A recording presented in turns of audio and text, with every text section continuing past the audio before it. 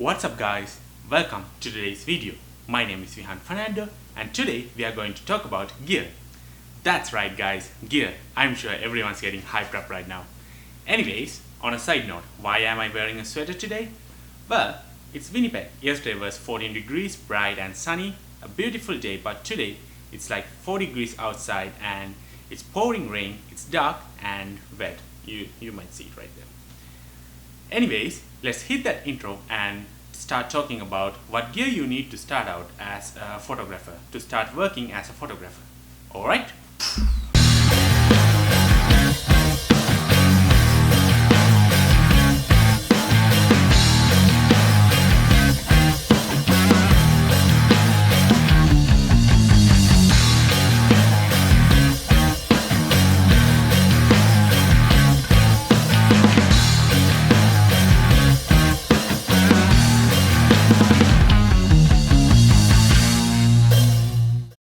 Oh my god, I just realized my hair is like a big mess today.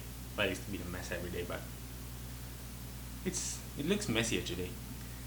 Anyways, shooting today's video has been bad.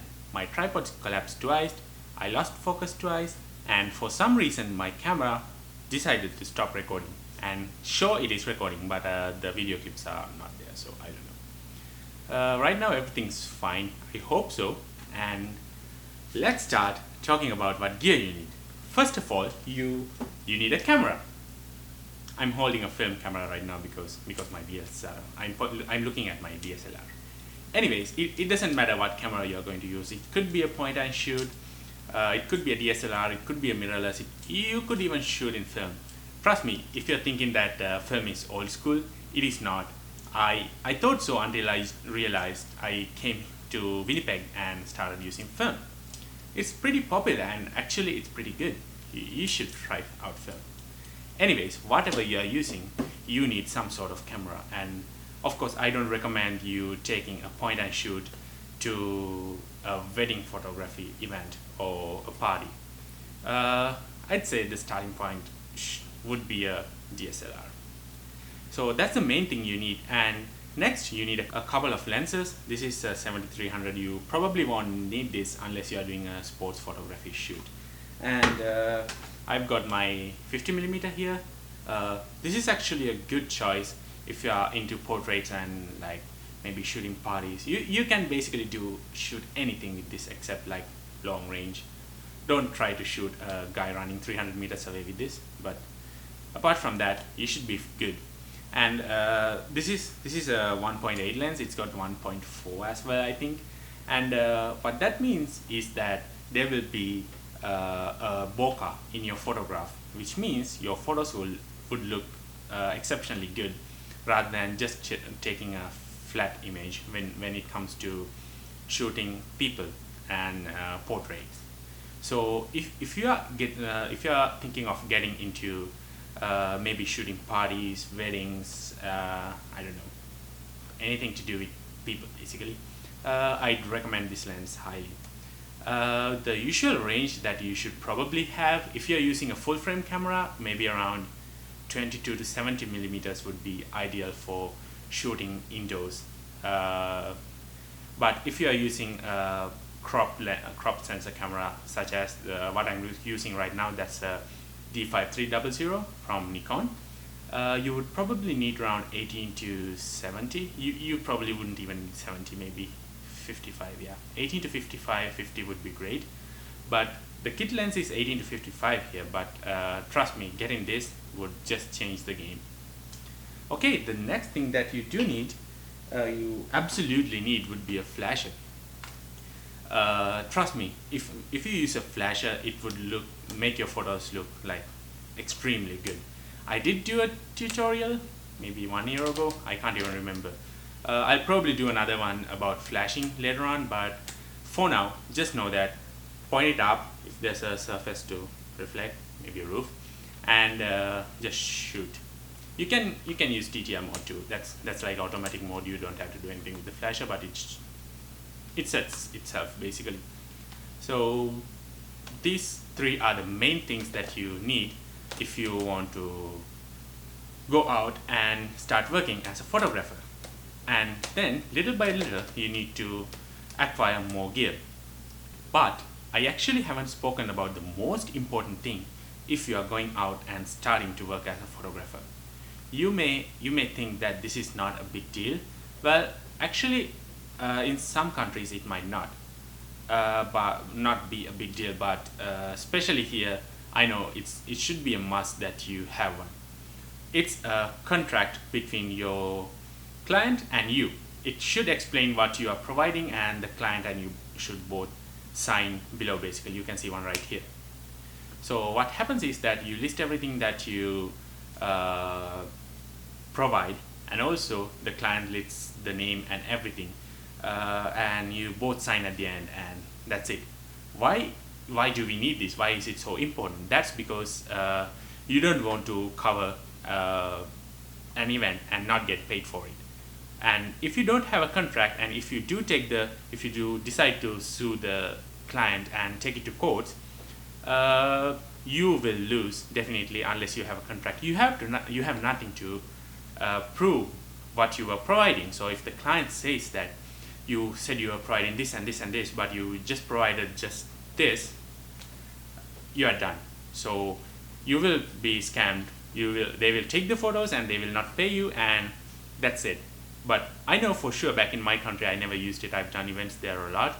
I've never had to use a contract, but I don't know why, but I guess it wasn't a big deal for me back then.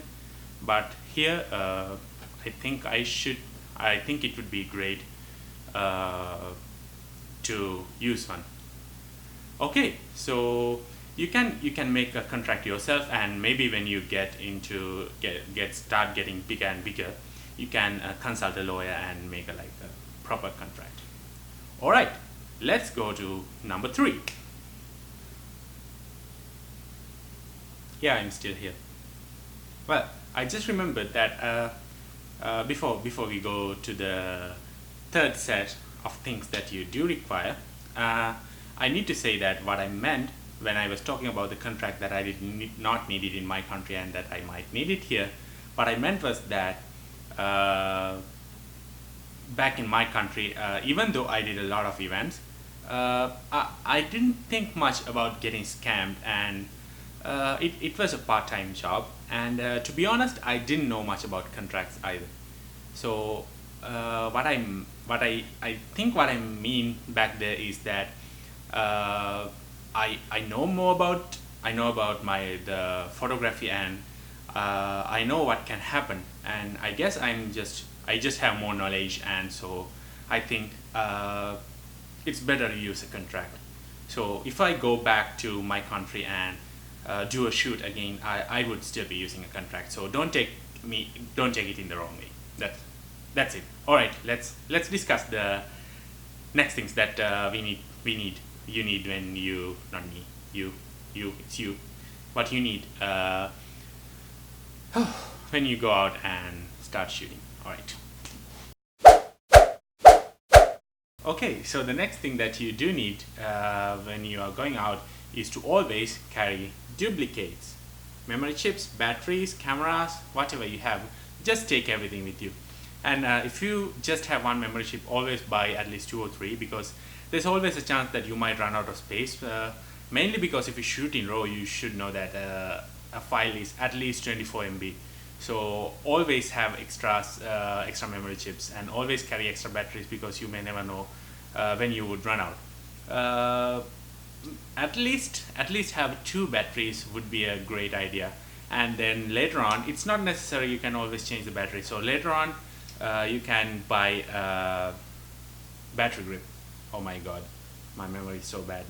Battery grip. You can buy a battery grip, and then you can just pop in both batteries. I can't show it to you right now because it's on the camera, but I'll include an image somewhere.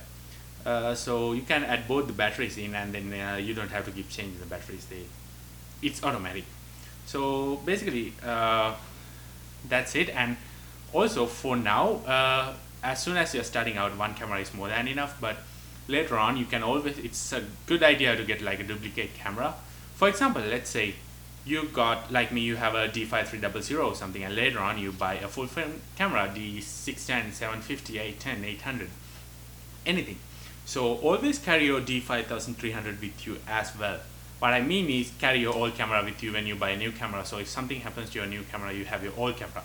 Or the other thing is you can mount one lens onto your new camera and have another lens on your new camera, and then you can use both, which means you don't have to keep changing lenses. That's another good idea.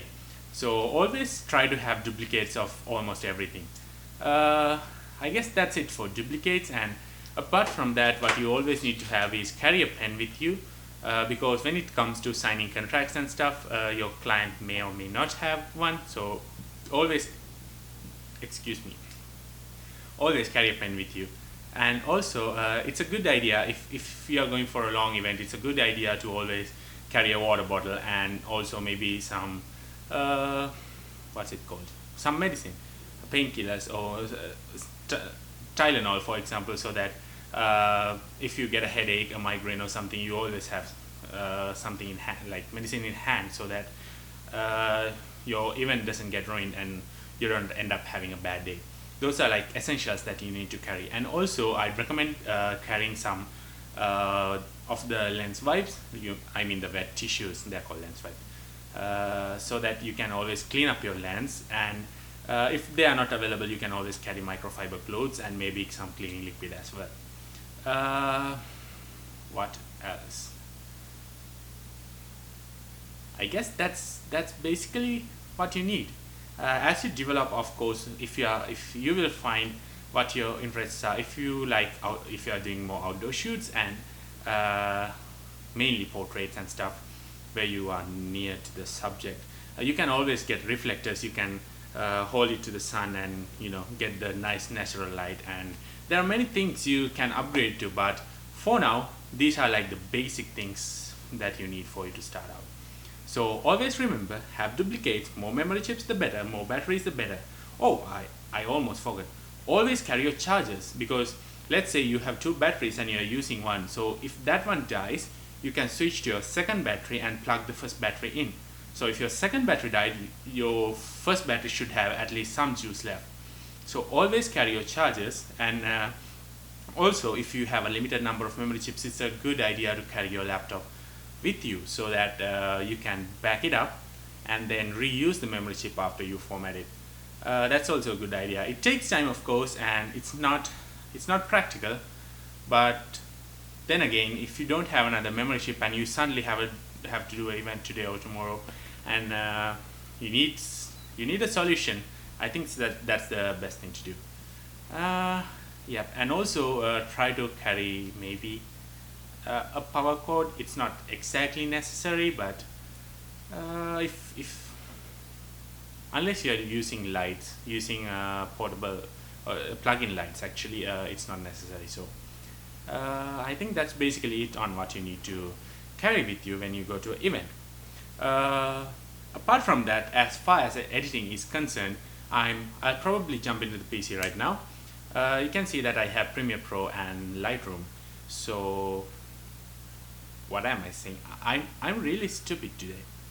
As you can see, I do have Premiere Pro, but what you need to basically edit photos is Lightroom and Photoshop. That's Lightroom Classic.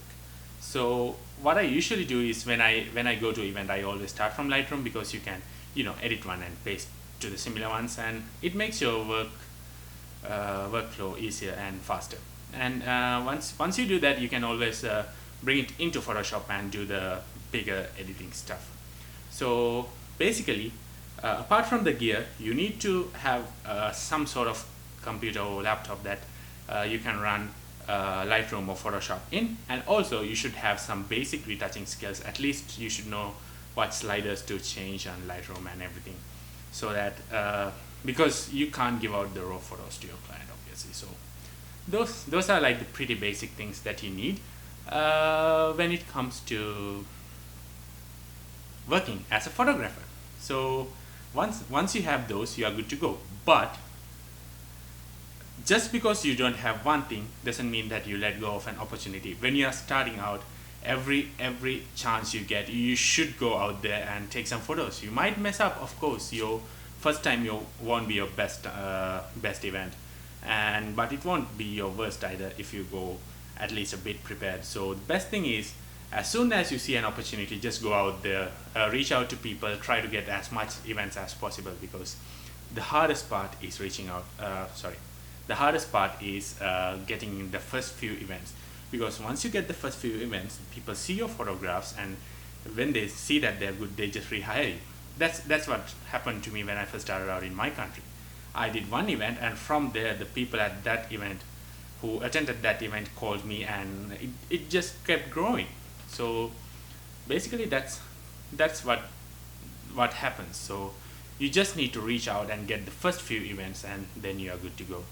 So never let go of an opportunity if you find one just because you are lacking behind on gear. Just say yes, and then maybe you can solve the gear problem.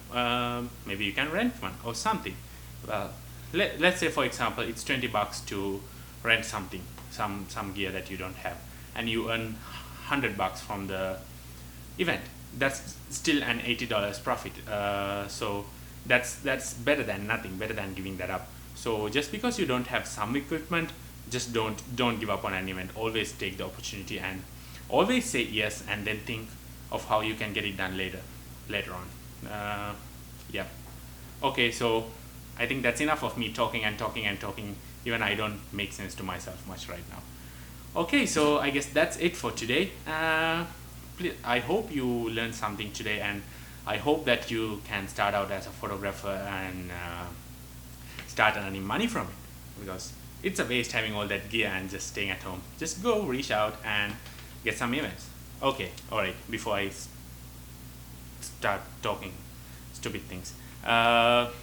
Okay, alright, that's it. So please like and subscribe if you haven't already, and see you on my next video.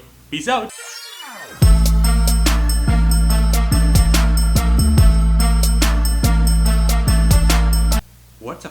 What's up guys? Welcome to today's video. My name is Vihan Fernando, and today we are going to talk about gear. So it's always a good idea to carry extras, and also someone's here.